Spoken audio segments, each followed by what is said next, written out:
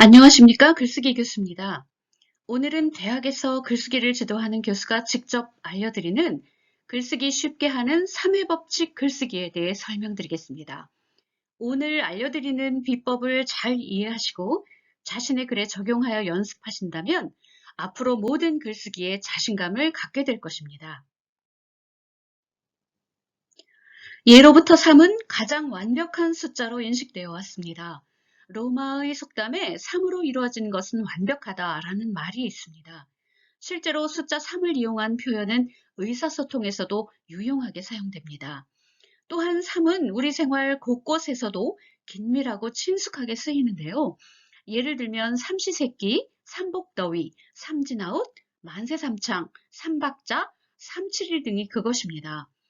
또 강렬한 메시지를 전달하고 싶을 때도 숫자 3을 적용하면 강한 인상을 심어주게 됩니다. 에이브리엄 링컨의 게티스버그 연설로 유명한 국민에 의한, 국민을 위한 정부에서 국민을 3번 강조한 것은 지금도 우리에게 명연설로 각인되어 있습니다. 또 페이스북을 창업하고 이끌어온 마크 저커버그도 컨퍼런스 연설에서 당신이 만드는 스토리, 당신의 모든 앱, 당신을 표현할 새로운 방법이라고 페이스북을 소개하였습니다. 스티브 잡스의 스탠포드 대학 졸업식 연설문도 3회 법칙 활용으로 유명합니다. 스티브 잡스는 자신의 3가지 인생에 대한 이야기로 연설을 채우면서 완벽한 3회 법칙을 적용하였습니다. 이렇게 3은 명료한 전달력을 높이는 수단이며 매력적인 숫자라고 할 수 있습니다. 그렇다면 숫자 3의 의미는 무엇인지 알아보겠습니다. 글이나 말에서 3이라는 숫자를 강조하면 자신의 말이나 글에 강렬한 임팩트를 줄 수 있습니다. 또한 3을 활용하면 어떤 것이 완성된다는 인식을 심어줍니다. 예를 들어 물체는 고체, 액체, 기체로 구분하고 크기나 부피, 무게 같은 것은 주로 상중하로 분류하기도 합니다. 또한 동양 철학에서는 만물을 구성하는 요소로 천지인을 거론하기도 했습니다. 무엇보다 숫자 3은 가장 안정적인 숫자로 기억력을 촉진하고 생각을 정리하는 데 효과적입니다. 복잡한 상황에서 생각을 3가지로 정리해보면 의외로 잘 정리되는데요. 그것은 무엇을 말할 때 2개 혹은 2가지는 부족한 느낌이 들고 4개나 5가지는 너무 복잡하고 장황한 느낌을 주기 때문에 효과적인 전달이 어렵습니다. 3가지 이유를 대면 설득력이 있고 3가지 근거를 대면 정당성을 얻는다는 말도 이런 의미입니다. 또 숫자 3은 심리학의 동조 이론으로도 유명합니다. 횡단보도에서 진행한 3인이 동시에 하늘을 가리키는 행동을 하게 되면 행인의 80%가 궁금해하며 같이 하늘을 쳐다보게 된다는 실험은 숫자 3이 집단을 만들고 군중을 움직일 수 있다는 사실을 증명하는 것이라고 할 수 있습니다. 글쓰기에서 3의 법칙은 어떻게 적용될까요?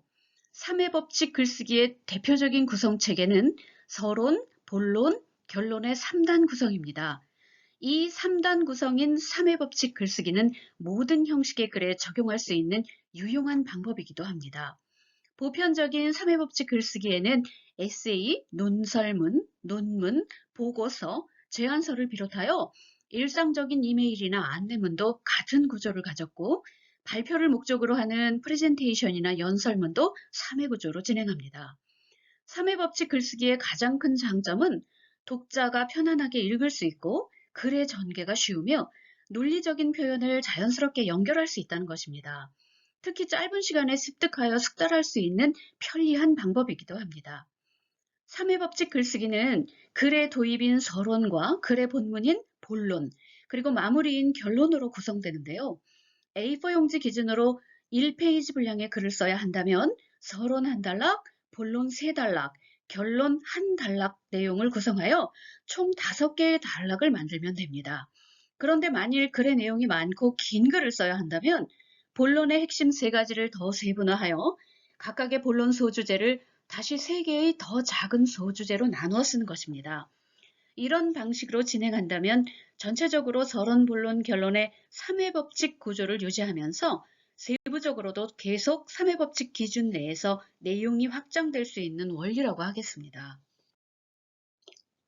이제 3회 법칙 글쓰기의 두 가지 사례를 확인해 보겠습니다. 먼저 짧은 한 페이지 정도의 5단락으로 완성되는 글쓰기 예를 들어볼게요. 만일 자신의 꿈에 대한 주제의 글을 쓴다고 했을 때 제목은 가슴에 품은 씨앗으로 정하고 자전적 에세이를 쓰려고 합니다. 3회 법칙 글쓰기로 이 글을 쓴다면 서론에서는 누구나 가진 특별한 꿈에 대한 이야기로 시작하거나 좀 더 흥미로운 시작을 하고 싶다면 과거에 어쩔 수 없이 포기해야 했던 자신의 꿈을 말할 수도 있겠지요. 이렇게 서론을 시작했다면 이어서 본론의 첫 번째 단락에서는 여전히 식지 않는 노래에 대한 열정과 자신의 특별한 악기인 목소리에 대해 적어나가는 것입니다.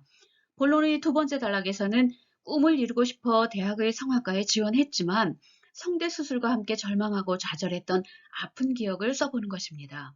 그리고 본론의 마지막 단락에서는 노래는 내 삶의 영양분이고 생수 같은 것이며 노래할 때 나는 얼마나 행복한가에 대해 적어나갑니다. 이제 글의 결론 부분에서는 노래에 대한 열망을 버리지 못하고 여전히 가슴에 품은 채 키우고 있다는 이야기와 그것이 자신에게 주는 삶의 의미에 대해 진술해 보는 것입니다. 3회 법칙 글쓰기를 적용해서 좀 더 긴 글도 쓸 수 있는데요. 다른 사례를 하나 더 간략하게 들어보도록 하겠습니다. 확장된 3회 법칙 글쓰기로 취미에서 찾은 내 삶의 진정한 행복이라는 글을 써본다고 한다면 먼저 서론에서는 취미가 자신의 인생을 바꾼 일화와 취미의 놀라운 효과나 장점에 대해 두세 개의 단락으로 씁니다. 그리고 본론에서는 실제 자신의 세 가지 취미를 소개하는 것인데요. 첫 번째가 여행이고 두 번째가 글쓰기, 그리고 세 번째가 걷기라고 합시다. 그런데 이 본론의 세 가지 취미를 단순히 세 개의 단락으로만 쓰는 것이 아니라 각각의 소주제를 다시 세 개의 단락으로 더 늘려서 작은 소주제를 만드는 것입니다. 예를 들어 첫 번째 취미인 여행에 대한 글을 쓰면서 여행을 좋아하게 된 이유 한 단락, 또 여행하며 겪었던 특별한 경험 한 단락, 앞으로 기대되는 새로운 여행에 대한 한 단락으로 총 3개의 단락을 더 쓰는 것입니다. 두 번째 주제인 소주제인 글쓰기에 대해서도 3가지 더 작은 소주제의 단락을 쓰고 세 번째 소주제인 걷기에 대해서도 마찬가지로 적습니다. 이렇게 3가지 취미를 본론에서 모두 9개의 단락으로 작성하신 후 결론에서는 취미가 없는 삶은 잠들어 있는 인생이라는 자신의 견해를 쓰고 취미가 인생을 바꾼 다른 사람의 짧은 사례를 설명하거나 당신의 삶을 바꿔줄 취미는 무엇입니까? 와 같이 여운을 남기는 표현으로 두세 개의 단락을 더 쓰는 것입니다. 이렇게 썼을 때 전체 분량은 A4 용지로 3페이지 이상을 쓸 수 있고 점점 확장해 가면서 더 긴 글도 쓸 수 있습니다. 3회 법칙 글쓰기를 적용하면 책이나 학위 논문 같은 긴 호흡의 글도 무리 없이 쓸 수 있게 되는 것입니다. 지금까지 대학에서 글쓰기를 지도하는 교수가 직접 알려드리는 글쓰기 쉽게 하는 방법 3회 법칙 글쓰기였습니다. 오늘 제 강의가 도움이 되셨다면 좋아요와 구독 버튼을 꼭 눌러주세요. 감사합니다.